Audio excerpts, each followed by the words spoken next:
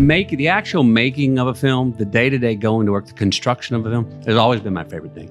I like making a film much more than I like watching them. I do. And even the ones I'm in.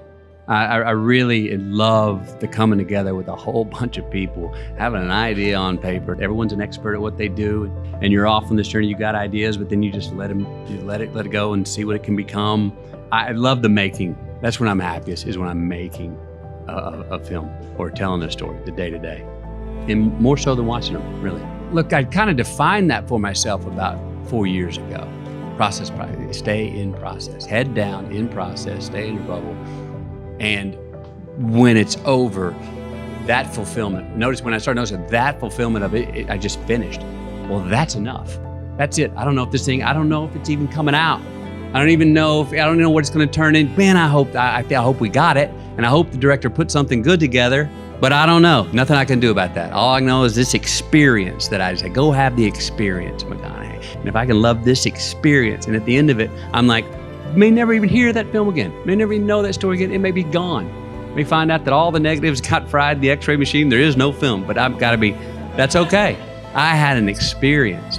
When I got selfish for that, the experience, when I got that process, enjoying that process, the day-to-day architecture of making a movie and creating a role, that's when I've been the happiest. And more results have come that way in an odd way. You know, when I started really approaching them as this is a finite thing and this is just that experience. Other than that, I'm not producing this thing. I'm not the one editing it. I don't know what it's going to be. That's it. And then all of a sudden they come out and you go, oh, I think we got a good one. I remember thinking my career's, I'm enjoying it. I love what it's given me. I like going to work. I like the things I've been doing. But everything I started reading, I felt like, it's another version of something I've done, or I feel like I could do it next week. And I remember going, well, wait a minute, before you get mad at thinking you could do something next week, that's a valid feeling. Don't just say no to something because you feel like you can naturally do it. But then I said, okay, fair. I'll shake with you on that, McConaughey, but let me find something that I don't know what to do that next week or the week after. Let me find something that I really like, but I'm going, I'm not sure. That scares me, that shakes my floor. And I was fortunate enough, because that Schedule F check I got in Angels in the Outfield, to know that my rent was paid. I was fortunate enough to know my kids were going to eat. I was just shepherding my first son into the world. So I had that to take care of my time. And I said, it's a great time to go into the shadows and be a father and sit back and see if something turns you on from the inside or if something finds you, if you're the target that can draw the air. But we're okay. Rent's paid, kids are going to eat, we can take some time off.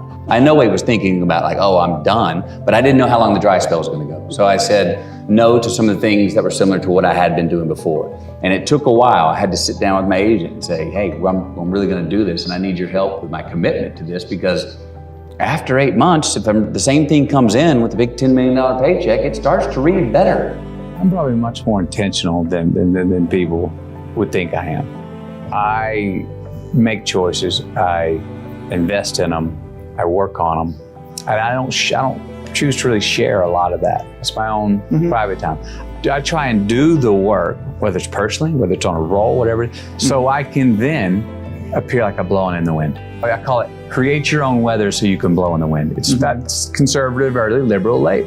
You see which sandbox you're playing in. Any glass in here? Nope, no glass. Okay, there's the boundaries, that's the rules. Okay, now get four-dimensional in the sandbox. Now blow in the breeze. If I choose my direction, we're going east, we're going north, we're going south, or we're going west. All right, I got it. This character's going east. Well, now you got 16 lanes to swerve in. Take an exit. All you got to do to get there, we don't know how we're going to get there. We may have a long pit stop at the gas station. We may pull off somewhere. We may stop. But one thing we're not going to do is pull a U-turn and go the other way. Stay in the same direction and swerve all you want. That's the liberal lake. That's the blow in the wind.